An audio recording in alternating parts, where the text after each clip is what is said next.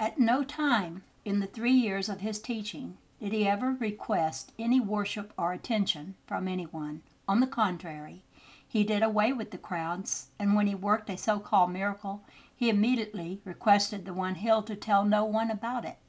So little did he think of this fleshly body that he did not want the healing of the body to be given more consideration than the real truth he came to teach, which truth was not the salvation nor resurrection of the physical body at all. So afraid was he that his message would be interpreted as applying to the body, that, I repeat, he was very specific in asking those he healed to tell no one. He even went so far as to say on one occasion, "Let the dead bury their dead," and this when talking about a dead human body. And yet some would have us believe that the physical part of man is all that matters. His message was a message of life, and life is life and not death in any shape or form. Listen to him. "I am come that ye might have life," and come from the mighty life spirit we are talking about. Don't you see how this message can have but only one meaning? And again, "Ye will not come unto me that ye might have life." On one occasion, he hurled a withering denunciation at the heads of the religious leaders of his day, and I want you to listen to it. Here it is. "Ye search the Scriptures because ye think that in them ye shall have life, but you will not come to me to get it." In other words, this is what he said to them. You read the Bible because you think that by reading it you shall have life, and it is a fact that this book testifies about me, but you will not come unto me that you might have life. Do you catch the remarkable significance of that statement?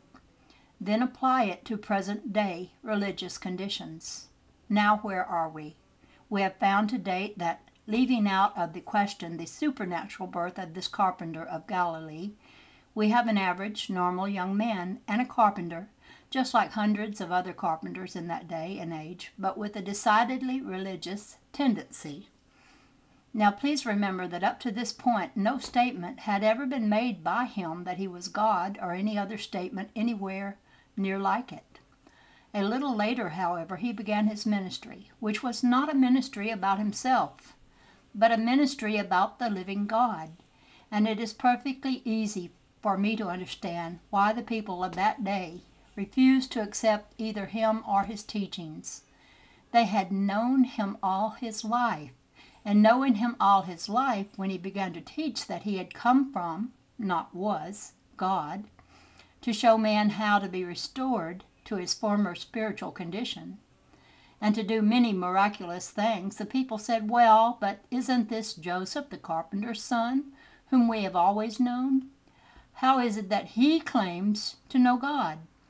You would have done the same thing had you been there at that time, and it is all perfectly clear and logical to me that they should so reason, when one considers the ideal of God that they had.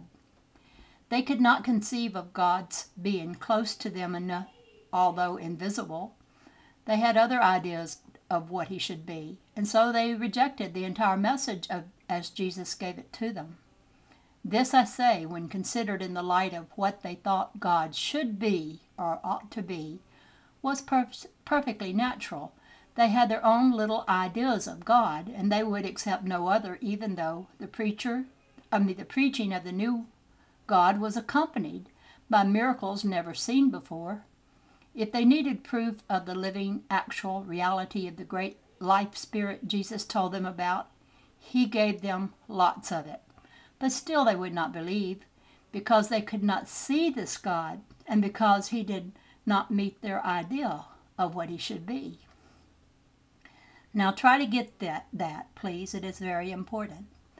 They will admit to you that their religion is utterly powerless, and yet when the real truth of God is presented to them, they will deny it, and will call down heaven's curses upon you, upon the man who endeavors to lead them into the same truths that Jesus taught.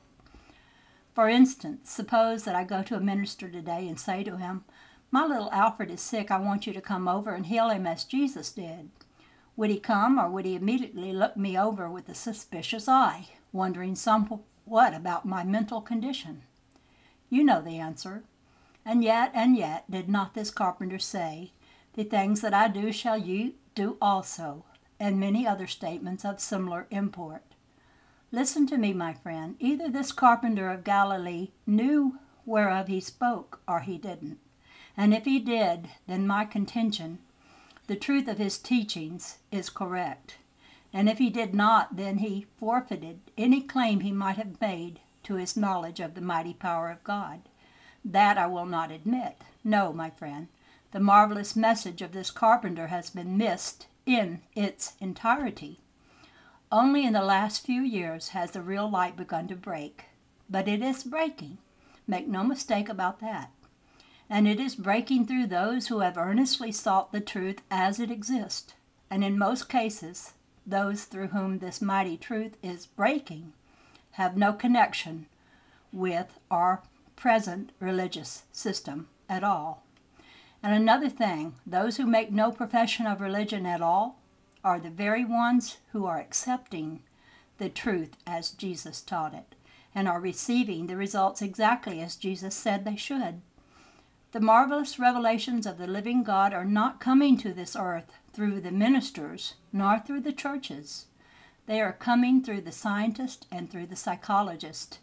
And if you doubt that, study the new psychology. You do not have to take my word for it. Quite recently, I read in one of the Portland, Oregon newspapers a statement credited to one of the leading ministers of that city. It was stated from the pulpit, I believe, and in effect it was as follows. The churches as we have them today are exactly as we want them. We have built them as they are and paid for them, and we welcome no change, no matter what new truths are discovered. I will admit that there is no question about the psychologists and followers of the new thought being far closer to the truth than we are. But the church system as we have it is ours, and we will not have it changed. It is easy to see why this brother is preaching, isn't it? This world is on the verge of one of the most stupendous awakenings it has ever seen or experienced, mark my words. This new dynamic force in the world, which has been called by many different names, is at last coming into its own, and men and women by the thousands will utterly cast off the old superstitions, and when they do, they will find the living God, but not until then. I believe that it is possible right here and now to duplicate every work that Christ ever did, even to raising the dead, were that necessary, if the same simple faith that the carpenter had were used today. By the thousands, students of the new psychology are curing functional and organic diseases that have been pronounced utterly incurable. The new psychology is doing this by calling upon the power of the subconscious or universal mind. Pretty soon they will awaken to the fact that this power is nothing more nor less than the living God, the living power of the mighty God. And when they realize that and call it by its proper name, they will be given credit where it belongs. If this mighty power is so unchangeable that it is effective no matter what name you call it, just so long as the law governing it is complied with, what more proof of its existence is necessary? I want you to spend this week in quietly listening to the living God's still small voice, and every other night you may repeat this statement: I am feeling the presence of the living God. Do not forget to obey instantly the leads coming to you from this life spirit, and do not forget either to be instant and constant in your silent hour.